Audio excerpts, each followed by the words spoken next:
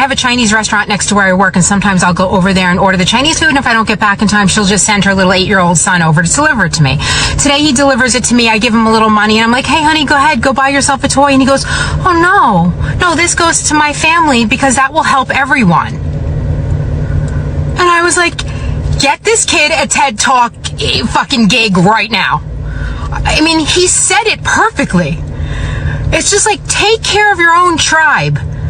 Really take care of them with love and support and sacrifice. Take care of your own tribe, and that will branch out to everywhere else in the world. Love that kid.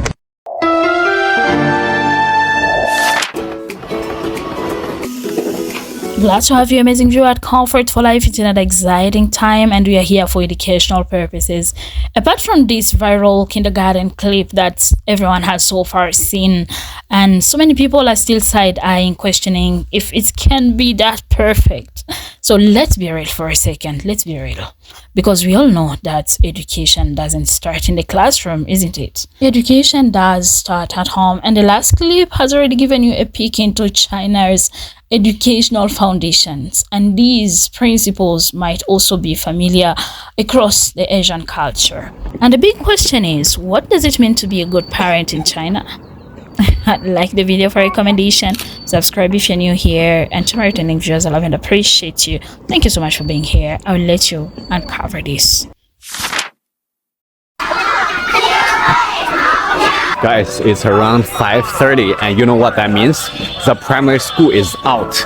Guess what? The entire neighborhood becomes a chaos. It's not just a daily routine here, it's a cultural phenomenon. Let me just show you what I mean. Every kid is their family's VIP, right? The parents who arrive at the school and wait for them to come out. You see the parents lining up like military soldiers waiting for their kids. But what if mom and dad are stuck at work? Introducing grandparents with a military level position. Scooters and tricycles ready, snack bags in hand, and zero patience for slow walkers. The kids are divided into different classrooms, and each time one classroom of kids will come out all at once, like a chorus coming out, reciting all the Chinese beautiful poems. Looks like some parents have found their kids. What if no one is free to grab the kiddos?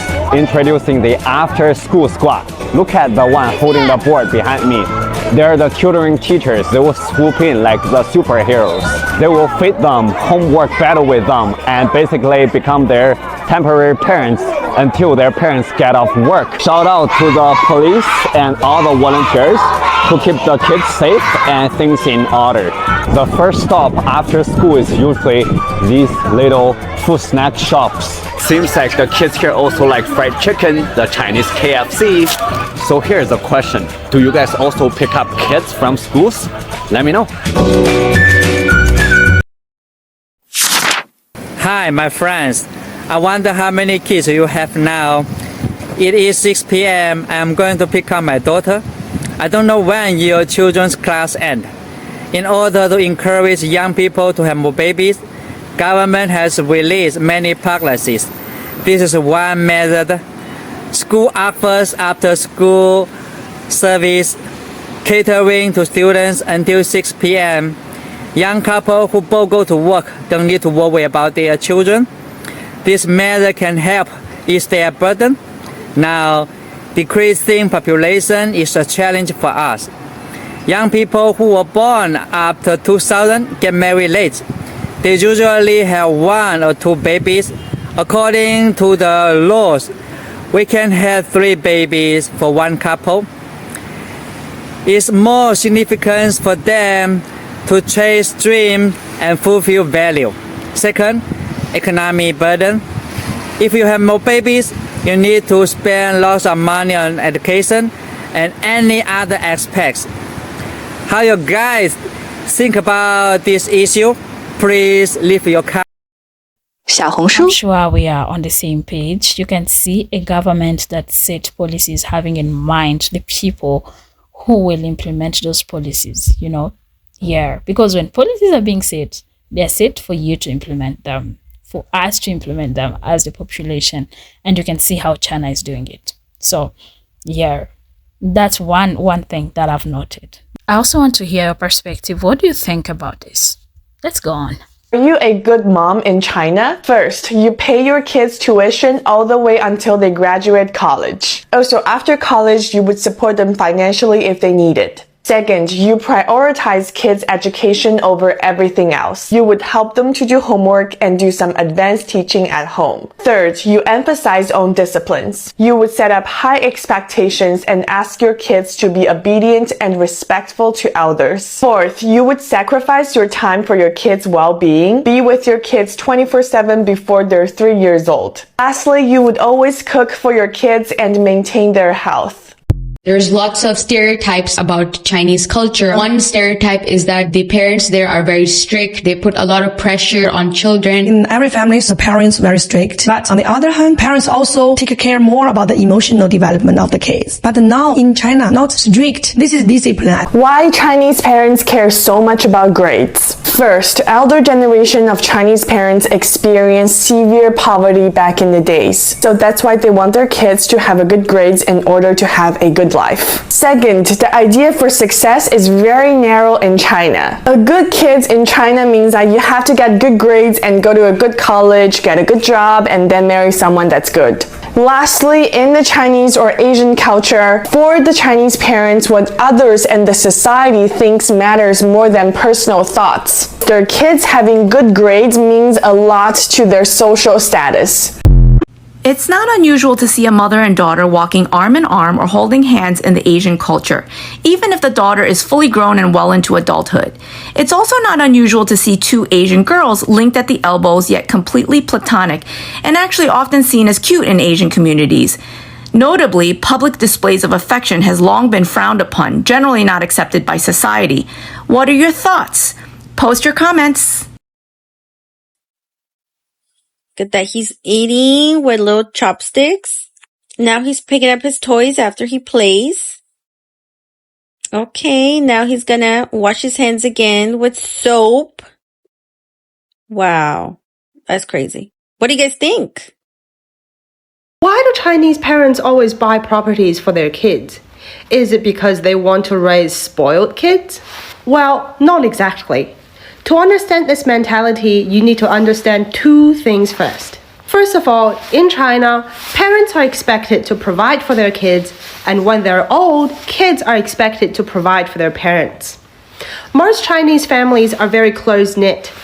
This means there's no strict distinction between what's the parents' money and what's the kids' money. It is considered family wealth rather than parents' or kids' money, especially when there's only one kid in the family. The second thing is, most Chinese families consider paying rent an expense, but buying a property is buying an asset.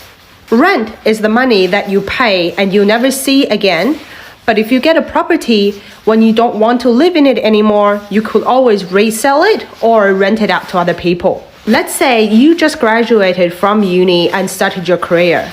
Because you're at the entry level, right? The start of your career. So your salary is probably not so high.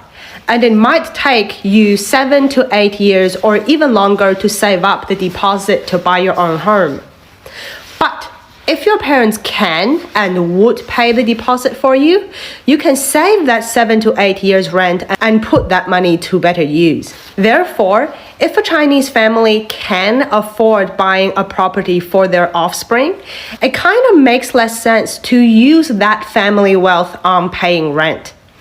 If the parents do have enough money to buy a property for their kids, they would do this so the kids can save their rent and use that money on something else. On the other hand, kids can choose to use the rental money that they saved to take better care of their parents. For example, kids could use this money to fund their parents' vacations. Many families consider this a way of saving money. I'm from the very northern part of China, and it gets very cold here in winter. Many people would use the money they saved to buy their parents a vacation property at warmer parts of China. So when winter comes, their parents can choose to live at the warmer parts of China and come back when spring starts. Over here, it is more of a family money concept instead of this is my parents' money and this is my money. I remember when I started my first job and told my mom proudly that I'll no longer need her financial support. She congratulated me, but she also told me, yeah, your money, my money, it's like two pockets of the same jacket. Don't think too much of that. So if you think about it this way, buying a property for your kids would make so much sense. Also, when the kids become adults and they're financially successful, it is very common for them to upgrade their parents' property as well. Of course, as the younger generation of Chinese people do not seem so keen on having kids, this mentality might change in the future. And there's no right and wrong here. People with different culture live different lifestyles. That is perfectly normal. I'm just explaining why buying properties for kids is such a popular thing for Chinese parents to do currently. Is there anything else you'd like to know about China? Leave your questions in the comments below. I'll see you next time. I decided to bring this video here because it's a review that was done by an outsider, someone who has been living in China for 7 years. It's someone who understands and whose kids have gone through both private and public school in China. So let's see, are these kids who are doing magical things? Is it a real school? Can it be real? You know, we are seeing them, yes. Okay.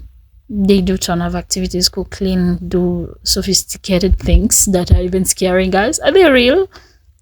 Yeah, yes, but there's a but. Yeah, there are few private institutions where parents pay up to 2,000 per month, and those kindergartens are private businesses, and the goal is to impress parents and keep them paying. At least they're getting something reasonable for their money, according to what I'm observing.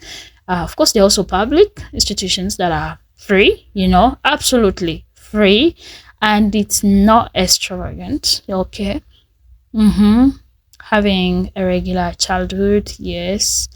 Do outdoor play, simple art. Yeah, are they real? Yes, but it is not a reality for the majority of. Let's analyze this for a second. How much do you pay for your children's education without all these activities? I think for someone who understands what education costs and how much is involved for children to be educated, you could easily see and know that this can't be accessible for the whole country first. When you look at these children, you can easily tell that they are not from a regular background, because not every parent can afford this. But at least parents are getting something from the money that they're paying, you know. I know of schools here in Africa where parents are told that their children are doing the American system, and in that system, they seem to be special. They pay a lot of money. They pay close to this in Africa. I'm assuring you this, yeah? And then children are not even getting a fraction of these activities here. I know if you can relate this from your country. I'm speaking from where I stand. I have gone to those schools, and I am a teacher, and I was looking for a job, and I volunteered in different, you know, schools, and I went through the curriculum, and I said, no, I can't do this for my kids. It looked more like Bible study, and every chapter that is being studied has a verse related to it, and it's more of Bible study. I am a Christian, and I know what is holistic learning for children. I said, no, it's expensive. Yes, I can't afford for now, but also the curriculum isn't really what I would want for my kids. I know there are people who pay close to this money or just even more than this, but their children are not even getting a fraction of what these children are getting. I guess I'm right. Like, what do you think? This is my thought on this, kindly. Yeah. What do you think about this? Hey guys, I just finished interviewing one of my friend whose son has autism, because a lot of you guys were asking how autistic children are treated in China. Now I'm going to edit this video as soon as possible, and then I'm going to post the long form video on my YouTube channel, because the video usually lasts 40 something minutes. If I crop out the useless ones, I think it's gonna still be at least 30 minutes long. So that's definitely gonna go to YouTube. But I'm going to share some short clips that I think that are very helpful on Red Note as well, and I will see you guys very soon. I thought there were people who could be interested in this, and I don't want to give half information while there's a podcast that has been done on this that could explain better. Find time to watch his video on his YouTube channel. The username is the same that he's using on TikTok. Just get rid of the 2024 at the end of his username. So yeah, go and check him out, get to know what they do with autistic children in China. Kindly go and check. I'm glad you've watched to this extent. Thank you so much for being here. Like, subscribe, share your thoughts in the comment section. You can as well support me through the thank button down there, and I'll appreciate so much. Thank you for being here.